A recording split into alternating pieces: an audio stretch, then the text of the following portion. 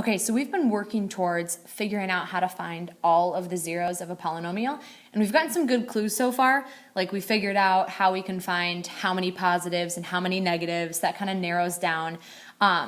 It would take forever to go through and check like every positive number, every negative number. So we've got one more theorem that we're going to add in that narrows down the possibilities even further. All right, so this is the rational zero theorem.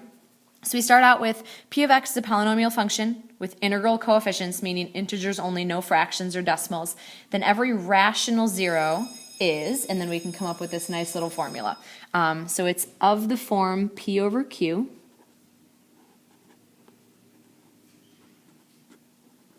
Okay, so of the form p over q, where p is a factor of the constant term,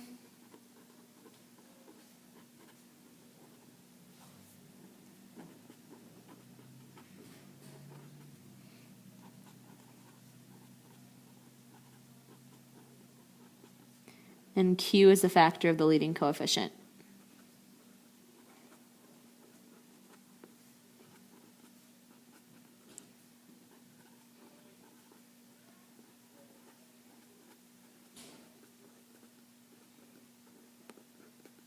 Okay, so the leading coefficient is always the first term. Like here it would be 1, and then the constant is just the number that's on the end without a variable. So here that'd be negative 68.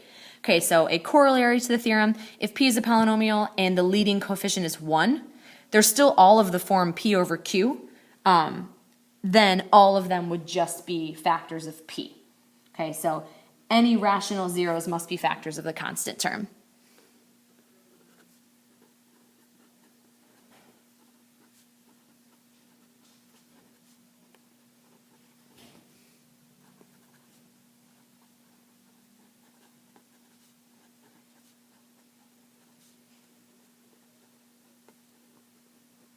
Okay, so it still applies to this. They'd still be of the form p over q. P are still the factors of the constant, but then if q is 1, they're all just of the form p over 1. So they would all be factors of p. So this is going to seem like it means nothing to you until I actually go through some examples. So let me show you this example right here. So we're going to list all of the possible rational zeros, and then in our next video we're going to kind of combine everything up all together. So list all of the possible rational zeros. So the constant term is 4. All right, so the constant term is 4. So we're going to list all of those factors. Okay, so all the factors of 4. We've got plus or minus 1. 1 is a factor of 4. Plus or minus 2 and plus or minus 4. You are always going to have the plus or minus, and then the factors of 4 are just 1, 2, and 4. 1 times 4 gives us 4, and 2 times 2 gives us 4. So those are all the possible factors. The leading coefficients. Leading coefficient is 3. The only factors of 3 are 1 in itself because it's prime. So plus or minus 1, plus or minus 3. So all of the possible p over q's. So these are all the possible p's. These are all the possible q's. So we're going to just list every combination of those ratios. So all of the p over q's. So let's first take all of them and put them over 1. So we could have 1 over 1. So that's just plus or minus 1. We could have 2 over 1. So that's plus or minus 2. 4 over 1. Then we could have plus or minus 1 over 3. 2 over 3. And then plus or minus 4 over 3. Okay, so these are all the possibilities. So we went from having literally an infinite number of possibilities and only like taking guesses at it, and now we're down to 12 possibilities. 1 or 2, 4, 6, 8, 10, 12.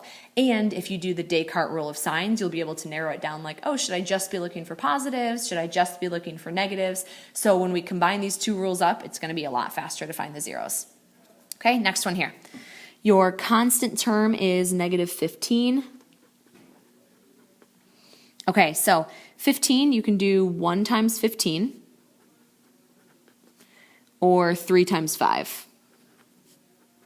So that's all the different ways to get 15. So those are all the factors of 15. And then my leading coefficient is just 1. So these are actually just all my possibilities. That matches up with the corollary that I had down here. If my leading coefficient is 1, then p over q would just be p over 1. So it's actually just these guys.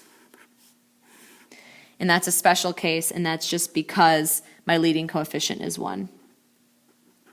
So I don't have to go through the process of putting this over 1, this over 1, this over 1, this over 1.